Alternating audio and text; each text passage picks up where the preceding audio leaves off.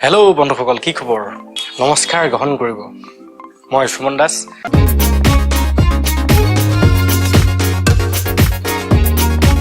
লৈ আনিছোঁ আমাৰ অল ইন ওৱান চেনেললৈ।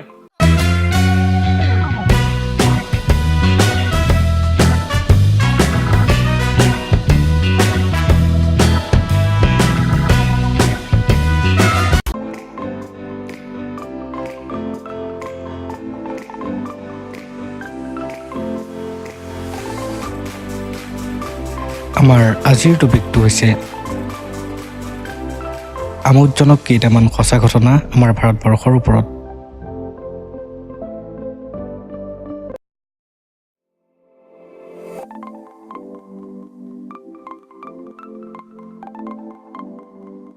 এক নম্বৰ,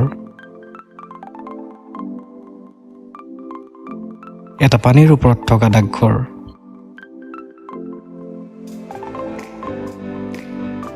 সৰ্বমুঠ 1,55,015টা ডাকঘৰ থকা আমাৰ ভাৰতবৰ্ষখন পৃথিৱীৰ আটাইতকৈ ডাঙৰ ডাক নেটৱৰ্ক থকা দেশ।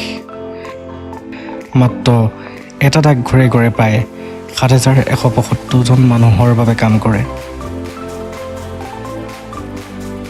শ্ৰীনগৰত স্থিত ডাল হ্ৰদত পানীৰ ওপৰত উপঙি থকা ডাকঘৰটোক 2011 চনৰ আগষ্ট মাহত উদ্ঘাটন কৰা হৈছিল।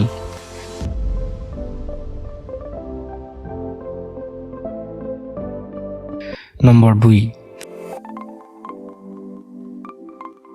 মহাকাশ তথা অন্তৰীক্ষৰ পৰা দেখা পোৱা কুম্ভ মেলাখন। 2011 চনৰ কুম্ভ মেলাত 750 লাখৰো অধিক মানুহৰ সমাৱেশ ঘটিছিল। সভাখন ইমানেই বিশাল আছিল যে মহাকাশৰ পৰাও ইয়াক দেখা পোৱা গৈছিল।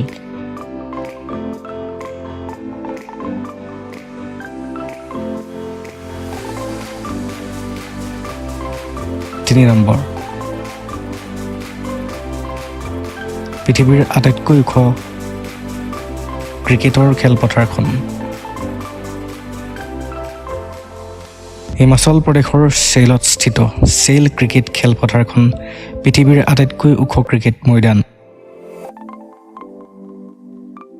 এইখন 1893 চনত নিৰ্মাণ কৰা হৈছিল আৰু ই চেইল সৈনিক স্কুলৰ এটা অংগ হিচাপে পৰিগণিত।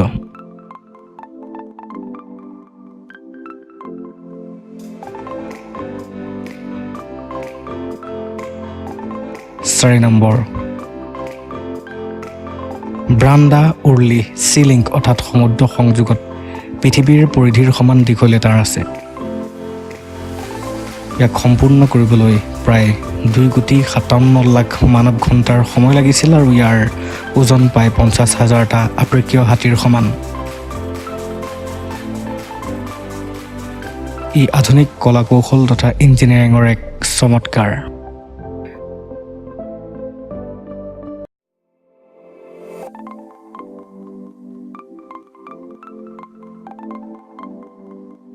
পাঁচ নম্বৰ,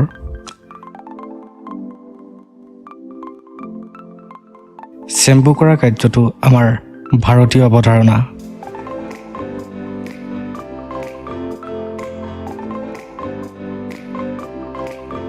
চেম্পুৰ আৱিষ্কাৰ প্ৰথমে ভাৰতত হৈছিল। প্ৰথমে ই বাণিজ্যিক তৰল নাছিল, বৰঞ্চ ই আছিল এক বনৌষধিৰ দ্বাৰা নিৰ্মিত এটা পদ্ধতি। চেম্পু শব্দটো সংস্কৃত শব্দ চম্পুৰ পৰা আহিছে, যাৰ অৰ্থ মালিচ বা মাছাজ কৰা। আমি এনেকৈ লৈ আনিব বিচাৰোঁ আপোনালোকলৈ আমাৰ দৈনন্দিন জীৱনত লাগতিয়াল তথা আমি আগুৱাই যাবৰ বাবে যিবিলাক জ্ঞানৰ প্ৰয়োজন, সেই তেনেকুৱা জ্ঞানমূলক ভিডিঅ' কিছুমান আমি লৈ আনিম। আশা কৰোঁ আপোনালোকে এই চেনেলটো নিজৰ বুলি আদৰি ল'ব। যদি এই ভিডিঅ'টোৰ দ্বাৰা বা এনেকুৱা কিছুমান ভিডিঅ'ৰ দ্বাৰা আপোনালোকৰ দৈনন্দিন জীৱনত কিছু সহায় হয় বুলি ভাবে, তেন্তে আমাৰ অল ইন ওৱান চেনেলটোক ছাবস্ক্ৰাইব কৰক আৰু প্ৰতিটো ভিডিঅ'কে লাইক কৰক আৰু শ্বেয়াৰ কৰিবলৈ ভুলতো নাপাহৰিব, কাৰণ এনেকুৱা জ্ঞানৰ আৱশ্যকতা আমাৰ সকলোৰে আছে। কিন্তু দৈনন্দিন জীৱনৰ ব্যস্ততাৰ মাজত আমি পঢ়িমকৈও পঢ়িব নোৱাৰোঁ। গতিকে সকলোৱে মোবাইল চাই, গতিকে মোবাইল চাওঁতে নিজৰ সময়বিলাক ভালকৈ কটাওক। বাছ হৈ যাব, মই আছোঁৱেই, মই যিমান পাৰোঁ সহায় কৰিম। আপোনালোকৰ আশীৰ্বাদ আপোনালোকৰ মৰম চেনেহৰ সদায় কামনা থাকিব গতিকে আপোনালোকে লাইক কৰিব লাইক কৰিলে আমি উৎসাহ পাম নতুন টপিকছ কিছুমান লৈ আনিবলৈ গতিকে আজিলৈ ধন্যবাদ বিদায়